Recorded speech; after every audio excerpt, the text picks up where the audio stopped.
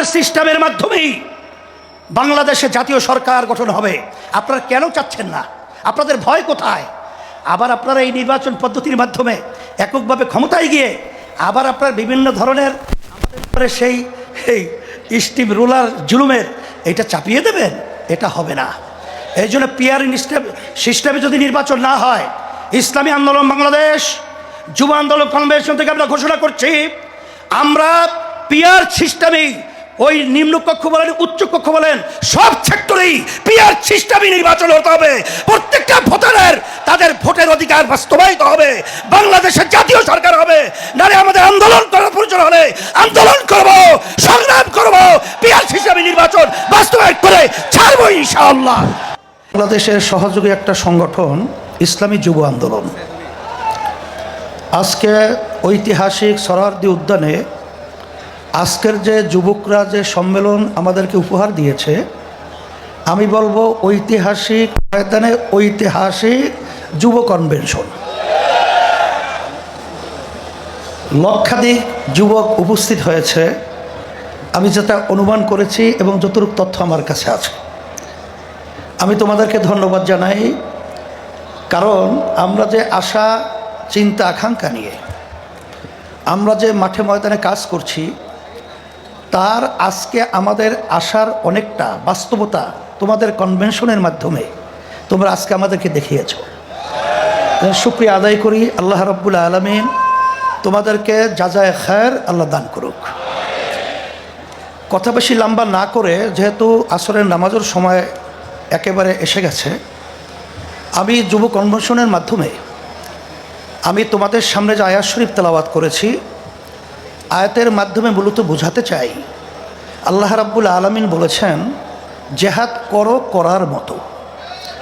আজকে তোমরা জানো বাংলাদেশ সহ তামাম দুনিয়ার মধ্যে যে নীতি আদর্শ বাস্তবায়নের চেষ্টা চলছে, সেই নীতি আদর্শের মাধ্যমে মূলত দুনিয়াতে শান্তি ব্যক্তি পর্যায় থেকে শুরু করে সমাজ রাষ্ট্র কখনো দেখে নাই, কোনো দিন পায় নাই, পাবে না।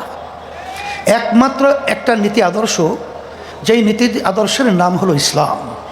আজকে ইতিহাস পড়লে আমরা দেখব ইসলাম নীতি আদর্শের মাধ্যমেই শান্তির গ্রান্টি দুনিয়াতে, আখেরাতে মুক্তি।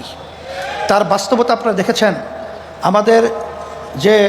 আমাদের দাদু যে কথা বলেছেন, এই হিন্দু ঐক্যজোটের সভাপতি, তিনি ইসলামী আন্দোলনের ব্যাপারে বলেছেন যে আমরা দেখেছি সেই ৭১ থেকে শুরু করে ইসলামী নীতি আদর্শ যারা আমরা লালন করি, আমাদের কি চরিত্র, আমাদের কি আদর্শ, আমাদের কি কার্যক্রম। যেহেতু সে বলেছে, নতুনভাবে আমার আলোচনা করে বোঝার কোনো প্রয়োজন হয় না।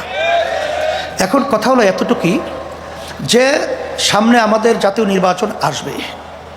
এই নির্বাচনের মধ্যে সবচেয়ে এই নীতি আদর্শ বাস্তবায়নের জন্যে উল্লেখযোগ্য ভূমিকা পালন করতে হবে যুবকদের। কারণ আল্লাহ রাসূল সাল্লাল্লাহু আলাইহি ওয়াসাল্লাম যুবকদের ব্যাপারে দোয়া করেছেন যে যুবকরা ইসলামের সহযোগিতা করেছে, তার বাস্তবতাও তোমরা বাস্তবে মাঠে দেখিয়ে আমাদেরকে সেই কথা আল্লাহর হাবিবের বাস্তবায়ন দেখাবা। কি এটাকে আমরা আশা করতে পারি? আলহামদুলিল্লাহ। তাহলে কি করতে হবে? তোমরা তো জানো, তোমাদের সভাপতি তিনি বলেছেন যে আমাদের কেন্দ্র পর্যায় পর্যন্ত আমাদের শক্তি বাড়াতে হবে। তাই শক্তি বাড়াতে হলে আব্বাজান রহমতুল্লাহ আলাই তার যে ঘোষণা ছিলেন ঐতিহাসিক, যে মাসে কমপক্ষে 4 জনকে তোমরা দাওয়াত দিবা ইসলামের পক্ষে নিয়ে আসার জন্যে। সেখানে সেন্টার ভিত্তিক প্রত্যেকে যদি আমরা মাসে 4 জনকে আমরা সেই সেন্টার ভিত্তিক দাওয়াতের মাধ্যমে ইসলামের পক্ষে তৈরি করতে পারি, আমার মন বলছে সেদিন বেশি দেরি নয় যেই বাংলাদেশের মধ্যে রাষ্ট্রীয় পর্যায়ে ইসলামী নীতি আদর্শ আল্লাহর রহমতে বাস্তবায়ন হবে। এই কাজটাকে আমরা করতে রাজি আছি। আল্লাহ আপনি কবুল করে নেন। সাথে সাথে আমি বিশেষ করে 53 বছর স্বাধীনতায় যারা দেশ পরিচালনা করেছে তাদের নতুন কিছু বলার মতো, বাংলাদেশের মানুষকে নতুনভাবে কিছু উপহার দেওয়ার মতো নতুন কোনো কথা তাদের মধ্যে নাই, আর দিতেও পারবে না। কারণ আমরা সেটা দেখে ফেলেছি। গ্রাম্য একটা কথা আছে যে ওই গোদা পা দিয়ে যে লাথি মারবার শক্তি থাকে না, এটা আমাদের জানা হয়ে গেছে। তা আপনারা দেশ 53 বছর পরিচালনা করেছেন, আমাদেরকে আপনারা কি দিয়েছেন? আর নতুনভাবে আমাদেরকে ও পা দেখাই আর ভয় দেখানো, আশা দেখাই লাভ নাই। এখন পরিবর্তন করতে হবে। আর যদি এর পরিবর্তনের সুযোগ এখন 5ই আগস্টের পরে ইসলামের পক্ষে যেভাবে তৈরি হয়েছে, 53 বছর ইতিহাসে এত সুন্দর ইসলামের পক্ষে পরিবেশ তৈরি হয় নাই। আমি তোমাদের সামনে যে আয়াত শরীফ তেলাওয়াত করেছি, আল্লাহ বলেছেন জিহাদ করো করার মতো। এখানে আমাদের কার্যক্রম যদি করার মতো করতে পারি, আমার তো মন বলছে বাতিল কখনোই বাংলার জমিনে মাথা উঁচু করে দাঁড়াতে পারবে না, সাহস পাবে না। ওরা বাংলার জমিনের মধ্যে সেই মাথা নিচু করেই থাকতে হবে ইনশাআল্লাহ তোমাদের তৎপরতায়। সেই হিসাবে আমি তোমাদেরকে বলবো যে আজকে দেখছো যে কত মায়ের কোল খালি হয়ে গেল। এই মায়ের কোল খালি করার রাজনীতি বাংলার মানুষ আর দেখতে চায় না। বাংলাদেশের টাকা বিদেশে পাচার করবে, বিদেশে বেগমপাড়া তৈরি করবে, এটার বাংলার জনগণ ছাত্র জনতা দেখতে চায় না। এর পরিবর্তন আমাদেরকেই করতে হবে। এই পরিবর্তনের জন্যই যদি আবার প্রয়োজন হয় আমরা আবার রক্ত দেব, আমরা জীবন দেব, তারপরে দেশকে সুন্দর দেশ করার জন্য রাজপথে থাকবো। থাকার জন্য কে কে রাজি আছো? নারায়ে তাকবীর, আল্লাহু আকবার স্লোগান তুলতে হবে।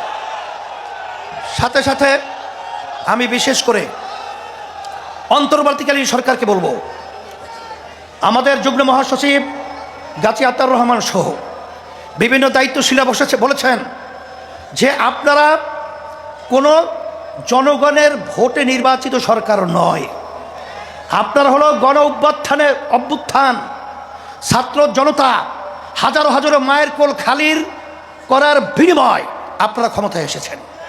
কিন্তু আপনাদের কার্যক্রমগুলো আমরা অনেকাংশে প্রশ্নবিদ্ধ। এটা আমাদের দুঃখ হয়। আপনাদের দুর্বলতা কোথায়? কে কি বলবে তা জানি না। যারা নাকি নির্বাচনের জন্য অস্থির হয়ে গেছে, পিআর নির্বাচন পছন্দ করছেন না, আমি বলবো এখন বাংলাদেশের মানুষ সজাগ হয়ে গেছে। আপনারা জরিপ করে দেখেন, আপনারা তো মনে করেন আপনারা অনেক তালগাছ হয়েছেন। আসলে আপনাদের মায়ের পায়ের নিচে মাটি নেই, মাটি কিন্তু সরে গেছে। এখন এই বাংলাদেশের মধ্যে আর এই চাঁদাবাজদেরকে, এই যারা নাকি জায়গা দখলকারীদেরকে, খুনিদেরকে, গুমিদেরকে বাংলাদেশের মানুষ দেখতে চায় না। পরিবর্তন করতে হবে, সুন্দর পরিবেশ তৈরির জন্য আমাদেরকে কাজ করতে হবে। এই জন্যে আমি বিশেষ করে বলবো, যারা নাকি হাজার হাজার মায়ের কোল খালি করেছে তাদেরকে আবার নির্বাচনের জন্য আহ্বান করছেন। আপনারা কি ইঙ্গিত দিচ্ছেন? এখনো মায়ের কান্না বন্ধ হয় নাই, এখনো মুখদের পানি পানি সেই শব্দ আমাদের কান থেকে এখনো সরে নাই। আবু সাঈদের হাত প্রসারিত গুলিবিদ্ধ, বুক নিয়ে মাটিতে লুটিয়ে পড়েছে, এখন আমাদের নজর থেকে এখনো সেই স্মৃতি চলে নাই। আর আপনারা তাদেরকে নির্বাচনে আহ্বান করবেন, আবার নির্বাচনে তাদেরকে নিয়ে এসে আপনারা ক্ষমতা দখল করবেন। এ ধোঁকাবাজি বাংলাদেশের জনগণ বুঝে গেছে। তাইলে আমরা বলবো, যারা নাকি বিভিন্ন সময় লক্ষ্য করেছি যে আপনারা সাধারণ ক্ষমা ঘোষণা করেন, আবার কেউ তাদেরকে নির্বাচনে আহ্বান করে, এইসব ধোঁকাবাজি বাংলাদেশের জনগণ এখন বুঝে ফেলেছে। আপনাদের অবস্থান পরিষ্কার করতে হবে। আপনারা এই স্লোগানের মাধ্যমে কাদেরকে খুশি করতে চান এটা কিন্তু বাংলাদেশের মানুষ বোঝে। আর এই পাশের আমাদের যে রাষ্ট্র রয়েছে, নিয়ম ছিল বন্ধুত্ব সুলভ আচরণ আমাদের সাথে করবে, কিন্তু তাদের আচরণে আমরা বন্ধুত্ব পাই নাই। তাদের দোষদেরকে খুশি করবেন এবং তাদেরকে নিয়ে আপনারা ক্ষমতায় যাবেন না, এটা কখনোই হবে না, আর হতে দেওয়া যাবে না। আর পিআর সিস্টেম